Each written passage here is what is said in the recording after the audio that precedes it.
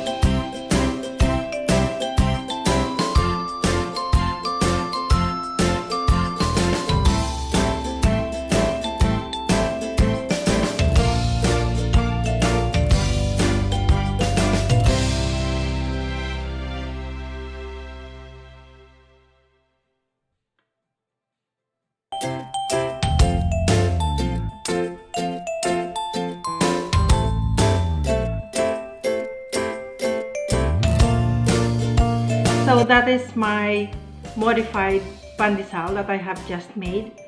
And you know, I incorporated superfood, which is the moringa and the flaxseed. So I really tried to do it, and it was a success.